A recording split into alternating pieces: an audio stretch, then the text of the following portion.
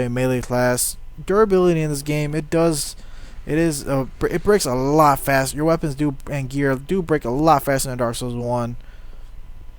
But resting at a bonfire does also repair all of your gear without any fees. Soul of a Nameless Soldier and Thorn Knife. Does repair all your gear without any fees and stuff like that. In Dark Souls 1 you had to repair using souls to repair your gear. But Dark Souls 1 also, you did not have to deal all too much with broken gear in the first place. So I personally prefer Dark Souls 1. I personally prefer it being like Dark Souls 1 for the whole repair and durability thing. You see my dagger is already at 38 and we haven't even gone all too far in the game yet. Alright, so then we got the short sword here, which doesn't scale with dex as much. Well, we can actually use a short sword too because we've got stats to use it. Do look at the requirements down the bottom there of each weapon. Actually, we can use the Morning Star too. That's actually pretty nice. But I don't really like the animation, so we're gonna use the short sword. Alright, so then this guy here, you can aim at him, and he is not gonna be hostile until you attack him. You do not have to fight him, but he will drop you the the Haid Knight Sword, which does have an automatic lightning ability on it. So we're gonna kill him.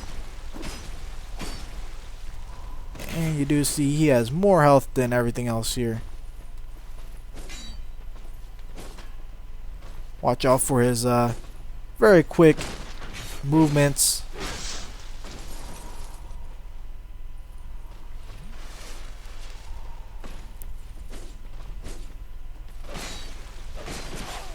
Ouch. You want to watch out for his movements.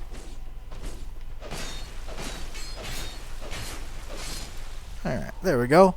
Pick up the item. You got the Haid Knight Sword. And it does have automatic lightning ability in it. You can see on the right hand side here if it has elemental damage. It's lightning elemental damage. But the physical is a bit lower than the regular short sword. But that's because it does inflict that 50 lightning damage as well. Which we can use that. We'll use that for the time being since we have the stats for it. Alright, so coming through here now. Got an ambush right to your right here. So that 321 with 2 hits. So it's actually quite powerful.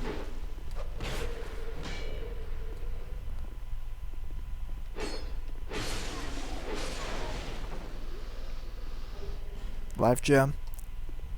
Thanks for the life gem. We're actually going to use it now. And we've got an item behind here. Wood bolts. Alright. So the Haid Knight Sword here is actually quite good for quite early on in the game here. Gotta watch out for this guy and watch out for the guy needed. Alright, so after you purchase whatever you need to purchase, which I do recommend you buy the key and you buy the lockstone, you can just talk to Melentia until Melentia says it's time for her to move. Here we go. It's high time that I pick up and move. So she will move to over to Majula eventually. And a few more things about her. If you do spend 1,000 souls with her, she will give you the Covetous Serpent Ring +1, which we will do that eventually. And she also sells killed NPC gear, so if you killed Crestfallen Salden in the beginning of the game over in Majula, she will eventually sell that because she is a scavenger merchant that picks the random things up. And yeah, if you do kill her too, she does drop the Covetous Silver Serpent Ring as well, +1. So that's another way if you want to get it, but I do recommend you just spend 1,000 souls with her. So this door might be locked, but you just want to attack through it. Got a chest here. This is small leather shield and repair powder. And we've got another enemy here that is trying to act like he's dead. Hand axe radiant life gem. Go through the next door. This is a fairly important item here if you plan on doing some cooperation with other players. Want to come grab this. The S flash shard and small white sign soapstone.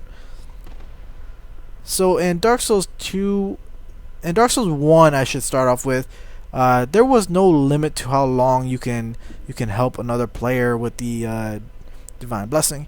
There was no limit to how long you help another player with their with their world, defeating the boss in their world and stuff like that. But in Dark Souls 2, there is a time limit that you get with both the small white soapstone and the regular white soapstone, which I don't really like, because if you're like trying to help someone, especially if you're in the middle of a boss fight and it says you've completed your mission, we're sending you back. It's kind of like whoa, but we didn't even finish the boss and stuff like that. But yeah, it does have a time limit on it. I don't know what the time limit is.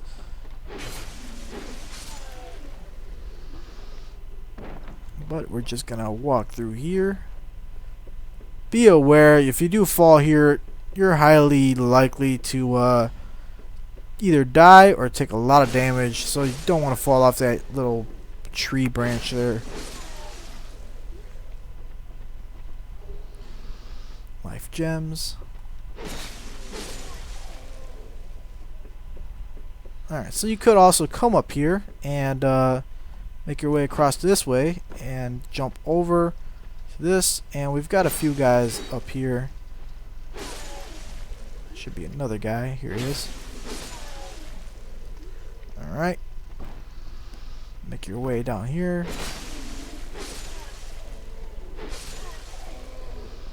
And you've got a hole in the wall here, which gives you hollow soldier helm. Alright, whoa. Turn my camera too quick there.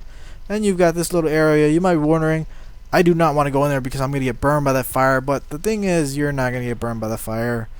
The fire is alright to walk on. So the proud knight. And you might be wondering, that salamander over there is blasting fire over here. We don't want to go over there, but you want to quickly open that door and get into this room, because this weapon here is a very good weapon, just like the Hade sword here, the fire long sword, which indeed we're going to use the fire long sword. The scaling is a bit lower, but that's alright. I like the animation on the fire long sword a lot better.